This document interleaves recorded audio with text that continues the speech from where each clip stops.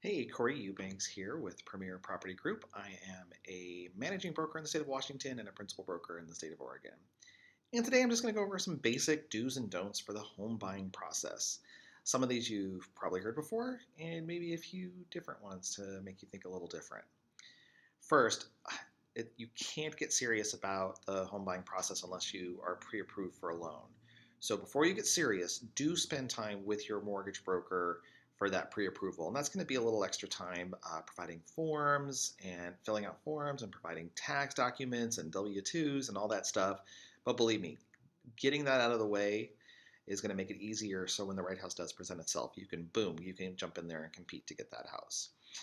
And here's a bunch of do nots that you've probably heard before, but you want to keep your personal and financial profile as steady as possible. Don't start a new job. Don't quit your job. Don't switch banks. Don't make any big purchases. Don't get married or divorced. Once you get into contract, you want to keep your life as consistent as possible. So any little changes can throw the lender off, can throw the whole transaction off. Make a list of your must-haves and deal breakers. That seems kind of obvious, but also do a reality check to make sure that those are realistic. Talk with your realtor, look at the market. For instance, if you're thinking, I have to have a bungalow on the inner east side of Portland under 300, 325, that's probably not very realistic. So maybe work with your realtor on, okay, well, what's a comparable area or that maybe is a little further out that's still nice that I can get something relatively affordable?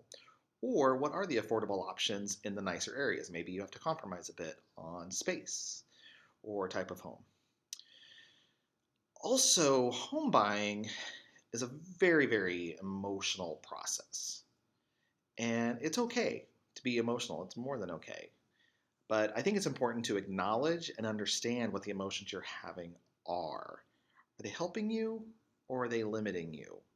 A lot of being a realtor is also being a therapist, and so I'm here to help you with some of those issues. I know it's easy. I have to be objective. Think I have to be objective. I have to be strictly financial and mathematical. No, no, no, no, no.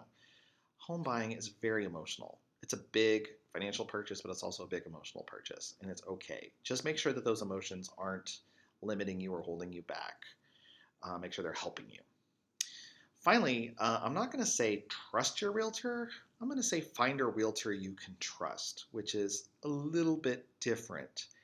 It's a pretty intense interpersonal experience for a while as we're looking at houses and helping you with negotiations and making offers and guiding you through inspections and all that. So you're putting a lot of trust in me. So find a realtor you can trust. Hopefully that realtor is me.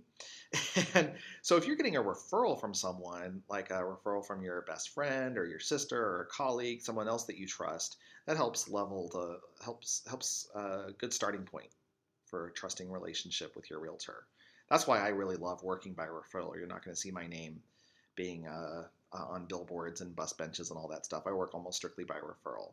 So if you've liked working for me in the past, make sure don't keep me a secret. Again, Corey Eubanks with Premier Property Group, working in Washington and Oregon. Thanks, and I'll follow up next time with some do's and don'ts for home sellers. Bye.